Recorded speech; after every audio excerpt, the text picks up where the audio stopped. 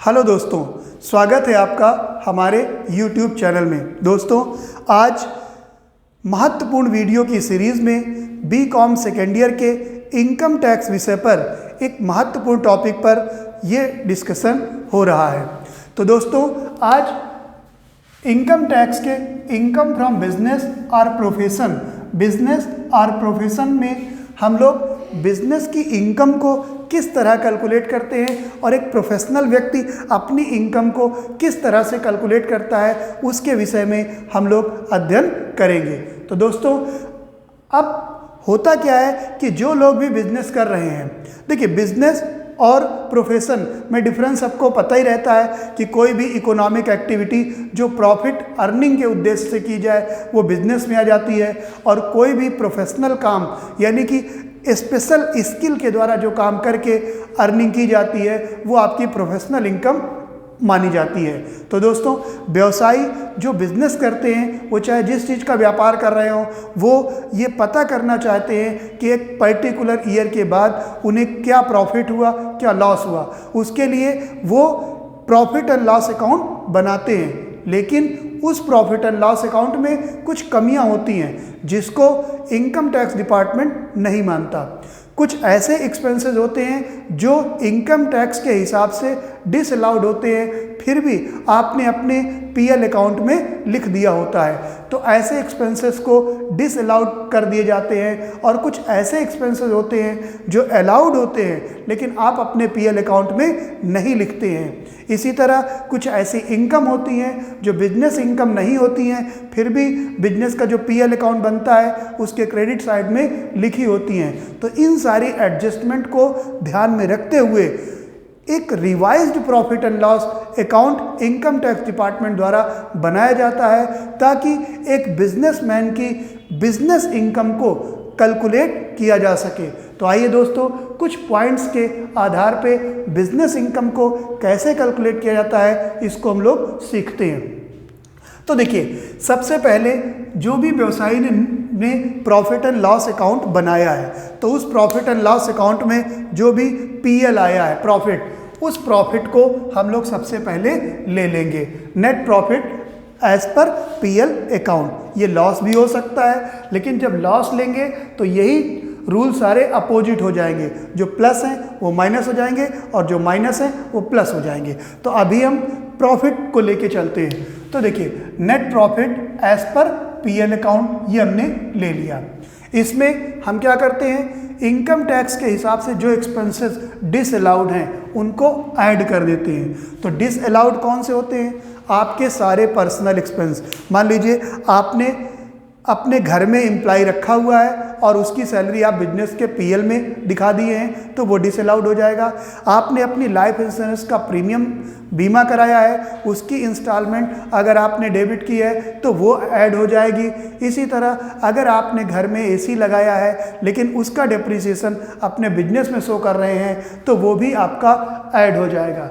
तो इस तरह के सारे व्यवसाय के जो पर्सनल एक्सपेंसेस हैं वो ऐड हो जाएंगे। साथ ही साथ वो एक्सपेंसेस भी ऐड हो जाएंगे जो प्रोविज़न एंड रिजर्व के द्वारा बनाए गए हैं, जैसे provision for bad debt, provision for income tax. उसके बाद एक और चीज़ ध्यान रखना है कि कुछ ऐसी इनकम होती हैं जो अलाउड होती हैं, मतलब बिजनेस की इनकम तो होती हैं बट उनको पीएल अकाउंट में क्रेडिट नहीं किया गया होता है। तो उन सारी इनकम को, जो बिजनेस की इनकम है लेकिन पीएल बनाते समय क्रेडिट नहीं की गई हैं, तो उनको भी हम ऐड कर लेंगे दोस्तों। और साथ ही साथ अब हम लेस की बात करें तो कुछ इनकम ऐसी होती हैं जो इनकम फ्रॉम बिजनेस में टैक्सेबल नहीं होती हैं, लेकिन पीएल में के क्रेडिट साइड में वो इनकम लिखी होती हैं, जैसे डिविडेंड इनकम। तो डिविडेंड अदर सोर्सेज में जाता है। इसी तरह रेंट अगर आपको रिसीव हो रहा है तो रेंट आपका इनकम फ्रॉम हाउस प्रॉपर्टी में जाता है।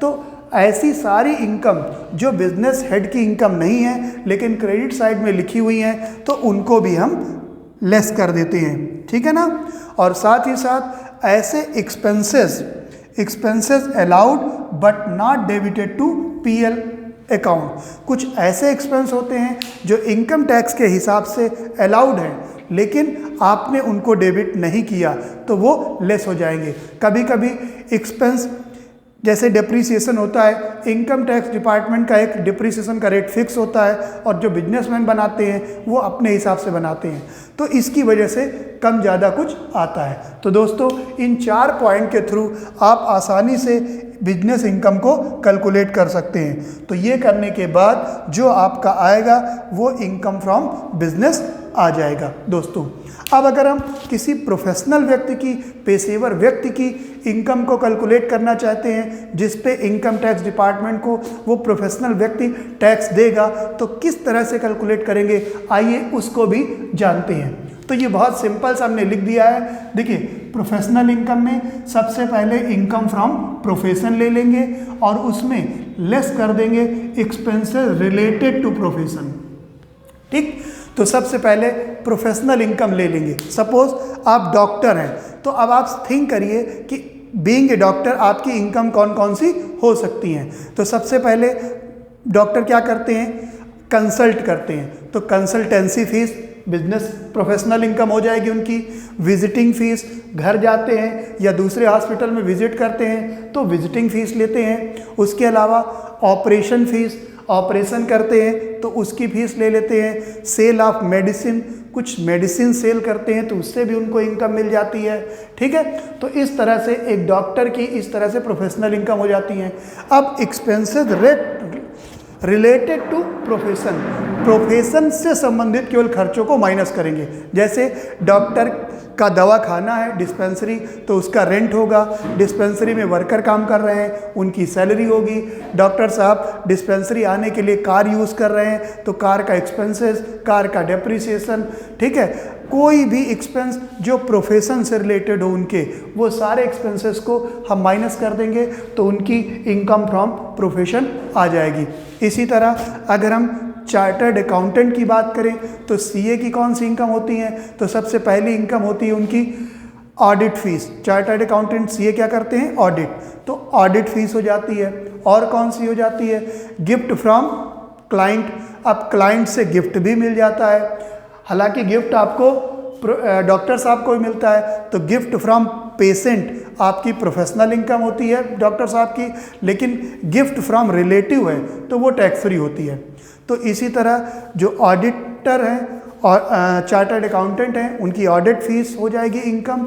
गिफ्ट फ्रॉम क्लाइंट्स, जो भी क्लाइंट से गिफ्ट मिलेगा वो इनकम हो जाएगा।